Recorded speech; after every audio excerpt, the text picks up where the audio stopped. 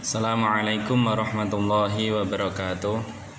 Bismillahirrahmanirrahim. Alhamdulillahirabbil alamin.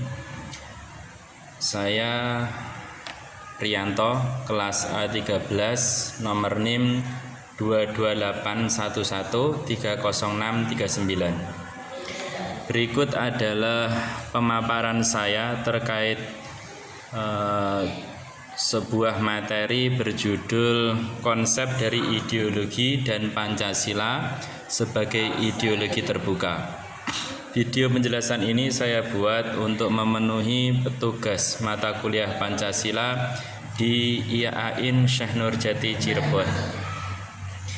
Pada penjelasan pertama, saya awali dengan penjelasan tentang definisi dari ideologi. Seperti pada umumnya pembahasan definisi diambil dari dua jenis penjelasan, yaitu definisi ideologi secara terminologi dan definisi ideologi secara etimologi. Secara bahasa atau terminologi, kata ideologi berasal dari kata idea, hampir sama dengan kata ide dalam bahasa Indonesia, yang memiliki arti gagasan, konsep, pengertian dasar, ide-ide dasar, atau cita-cita dan cita-cita. Dan kata kedua yaitu kata logos, yang berarti ilmu. Berikutnya secara istilah ada beberapa pengertian ideologi dari beberapa ahli. Yang paling umum disebutkan ada 3 nama ahli yang menerangkan tentang arti ideologi secara istilah. Yang pertama yaitu Karl Marx. Karl Marx mengartikan ideologi adalah sebuah alat yang berfungsi untuk mencapai kesetaraan dan kesejahteraan bersama di dalam masyarakat. Berarti penekanan Karl Marx dalam mengartikan ideologi adalah kesejahteraan umum dalam bermasyarakat. Sedangkan pengertian kedua yang diutarakan oleh Malcolm Hamilton, yaitu ideologi merupakan sistem ide-ide yang normatif, faktual, dan secara kolektif mempunyai sikap yang mendukung sebuah pola tertentu. Dan berikutnya yaitu menurut Michael Hahn, ideologi adalah serangkaian keyakinan atau asumsi yang masih bersangkutan dalam mengurangi kompleksitas dalam realita tertentu. Mungkin yang dimaksud dengan mengurangi kompleksitas ini adalah mengurangi permasalahan-permasalahan yang disebabkan adanya keberagaman dalam bermasyarakat. Jadi keberagaman akan disatukan oleh suatu ideologi dalam masyarakat. Berikutnya, sebuah ideologi itu memiliki karakter-karakter, sehingga karakter yang pertama, sebuah ideologi harus memiliki derajat tertinggi dalam nilai hidup kebangsaan yang dianut dalam suatu negara atau suatu masyarakat. Karakter yang kedua, ideologi harus mengandung tujuan bersama suatu bangsa yang ingin dicapai oleh masyarakat. Karakter yang tiga, bersifat mempersatukan bangsa sesuai dengan sila ketiga dalam Pancasila. Berikutnya yang keempat yaitu mewujudkan asas kerohanian dan pandangan hidup yang dipelihara dan diamalkan. Hal ini sesuai dengan sila pertama. Yang kelima, ideologi diturunkan dan dilestarikan dari generasi ke generasi. Jadi ideologi tidak berhenti pada satu generasi tapi turun-temurun. Berikutnya adalah aspek-aspek ideologi. Ideologi memiliki 6 aspek, yaitu aspek batiniah, bagaimana masyarakat menanggapi lingkungan hidup baik secara agama, kepercayaan, ataupun pengetahuannya. Yang kedua yaitu aspek mental dan moral, Aspek mental dan moral ini menjadikan nilai-nilai ideologi sebagai pedoman dalam kehidupan. Yang berikutnya yaitu aspek perasaan. Ideologi dapat menyentuh perasaan kesadaran nasional, solidaritas dalam masyarakat, serta integritas manusia dalam suatu bangsa. Yang keempat yaitu aspek sikap dan tingkah laku.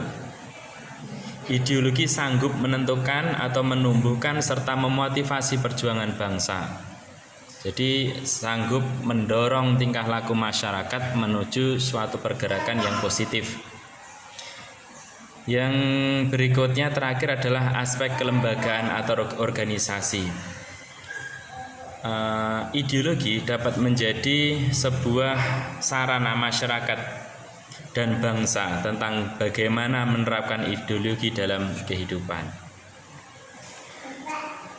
Di seluruh dunia, di seluruh negara-negara yang ada di dunia ini setidaknya ada 5 macam ideologi yang dikenal. Yang pertama yaitu ideologi liberalisme atau liberal, secara bahasa diartikan kebebasan. Ideologi ini berbunyi ideologi ini yaitu ideologi yang berfokus pada kebebasan individu. Para kaum liberal menuntut agar setiap individu bebas dalam melakukan hal apapun, mulai dari kebebasan beragama, bertempat tinggal, dan mengutarakan pendapat. Berarti negara tidak boleh ikut campur dalam urusan-urusan pribadi setiap individu. Yang ideologi kedua yaitu ideologi kapitalisme. Ideologi ini menuntut agar seharusnya negara itu tidak membatasi atau mengganggu peran individu, khususnya dalam bidang ekonomi. Ideologi ini disebut juga ideologi pasar bebas, di mana sebagian besar alat produksi dimiliki secara pribadi dan sebagian besar lain didistribusikan melalui operasi pasar. Yang ketiga yaitu ideologi sosialisme. Ideologi sosialisme adalah pemikiran tentang kesetaraan sosial yang didorong oleh peranan pemerintah atau negara atas hak individu. Yang keempat yaitu ideologi komunisme. Ideologi komunisme adalah doktrin politik serta ekonomi yang bertujuan untuk menggantikan kepemilikan pribadi menjadi kepemilikan publik.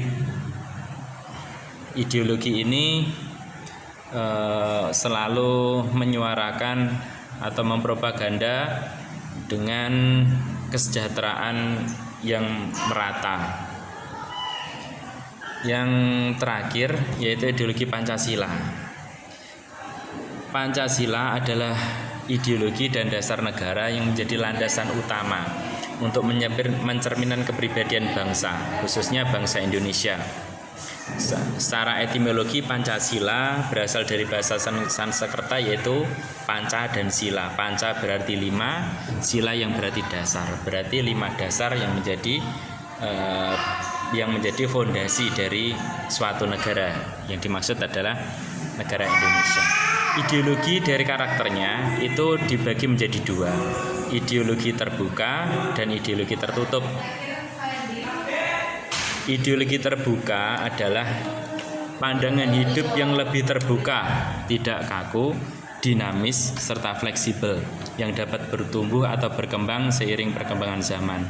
Sedangkan ideologi tertutup adalah ajaran atau pandangan yang menentukan tujuan-tujuan serta norma-norma politik dan sosial yang sudah tidak boleh dipermasalahkan lagi serta harus dituruti. Berikutnya adalah pada pokok pembahasan yaitu Pancasila sebagai ideologi terbuka. Ada beberapa arti dari Pancasila sebagai ideologi terbuka. Yang pertama yaitu Pancasila berarti hadir sebagai ideologi negara Indonesia melalui proses musyawarah dari berbagai golongan masyarakat. Yang kedua, Pancasila bisa menyesuaikan diri menghadapi berbagai zaman tanpa harus mengubah nilai fundamentalnya. Dan yang ketiga, Pancasila bisa hidup di berbagai zaman dan mampu mengatur kondisi dinamika masyarakat yang sering mengalami perubahan. Akan tetapi, keterbukaan ideologi Pancasila ini tidak boleh mengubah nilai-nilai yang ada di dalamnya.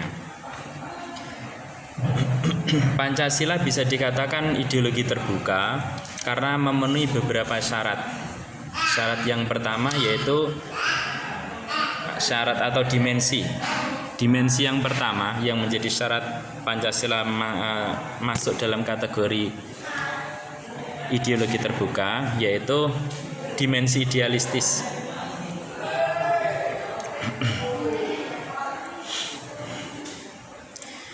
Bagian ini menyangkut nilai dasar yang telah disebutkan, yakni ketuhanan, kemanusiaan, persatuan, kerakyatan, dan keadilan. Idealistis Pancasila mampu memberikan harapan, optimisme, dan motivasi masyarakat sesuai cita-cita bangsa. Yang kedua yaitu dimensi normatif. Norma ya atau nilai dasar yang terkandung dalam Pancasila mesti diperjelas dengan aturan atau sistem norma negara. Menurut Suryanto, bagian ini mengartikan bahwa Pancasila bisa mengatur sesuatu secara mendalam untuk pelaksanaannya melalui norma yang dibuat atau diubah. Dan yang ketiga yaitu dimensi realistis. Poin ini mencerminkan Pancasila bisa hidup dalam segala keadaan yang sedang terjadi di Indonesia. Berkat dimensi ini, realita yang ada di Indonesia bisa diselesaikan dengan keterbukaan ideologi negara. Dari berdasarkan syarat maupun arti dari Pancasila sebagai ideologi terbuka tadi, maka bisa disimpulkan Pancasila memang menjadi ideologi terbuka yang mapan bagi bangsa Indonesia. Berikut demikian yang bisa saya terangkan tentang pembahasan Pancasila sebagai ideologi terbuka dan konsep dari ideologi. Bila ada kurang lebihnya mohon maaf. Assalamualaikum warahmatullahi wabarakatuh.